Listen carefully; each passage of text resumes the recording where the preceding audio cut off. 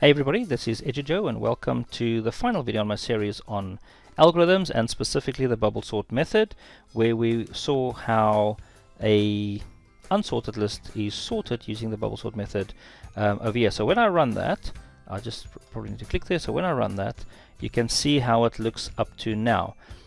We can see we have our unsorted list. We can see that we have to initially set our flag to false, and then if there was any swap made in our run, the flag is set to true, and it keeps it at true until the end of the run, where it has to be reset to false. So we can see we have run 1. We can see how Zoe has gone all the way through to the end as our bubble, but what we can't see is the swap that happens, or what the flag is after every single check. So that's what we will be looking at in this video specifically. So we've got our name list, so we want to see what our flag looks like after every one of those. So we're just going to print our flag to see what that looks like. So I'm going to run that, and then I'm just going to maximize that and bring us back to the top. So here we can see, let's go through this again. So we've got our unsorted list. Initially our flag is set to false. Then at the start of run 1, our flag is still false. So we can see that Zoe and Hank was swapped. That's why our flag becomes true. Then we have Zoe and Alfie that is swapped over here for item 2 and 3. Our flag stays true. Then we have Mike and Zoe that is being swapped.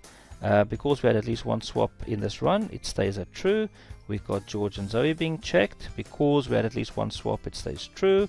And then we have Ben and Zoe swapped, and because we had at least one swap, it stays true. And then we can see that was at least one swap made in the run. Yes, that's why the flag is true. So because we had one whole run, we have to reset the flag because we are not sure whether or not our list is sorted. This is the computer, that is, or the program. We reset it to false, and we do the run again. So that continues all the way through, and when you get to the second from last run, in our case run number 4, we can see that we are not sure whether or not the list was sorted because the flag is still true, so we have to reset it to false and then start the run again. Alfie and Ben is in the right order, false.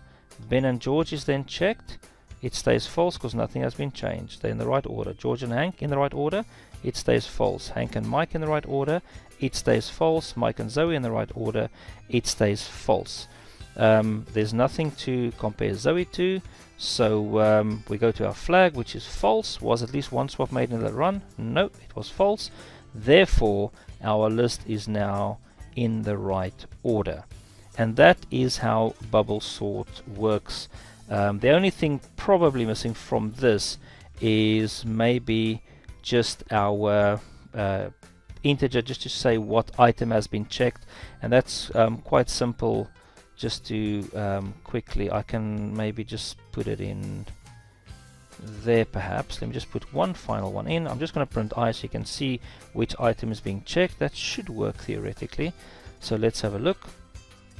If I go here, you can see in run number 1, it's going to look at Hank and Zoe. So that's the first item. Remember, index 0, but the first item, 1, 2, 3, 4, and it's gone through that. And then you should see 0, 1, 2, 3, 4, all the way through for every run. So it's checking the first index and the second index, comparing the second index to the third, third to the fourth, fourth to the fifth, and so on. And that goes all the way through right up to the end. If I can just take that down, you can see that it's gone all the way through. So that's a little index 0, 1, 2, 3, 4 that is checked. So that is in its entirety. Is how you can check that. So thank you for watching Bubblesort. I hope you understand it in much more detail now, and that you are prepared whether you are in year 8, 9, year 10, 11, 12 or 13. The Bubblesort is what you need to learn in computer science, and you will get it in your exams, and you have to apply it in your questions and so on. So I hope you enjoyed the video. Remember to subscribe to my YouTube channel or follow me on Twitter. Any comments on my YouTube channel. Thank you for watching. Goodbye.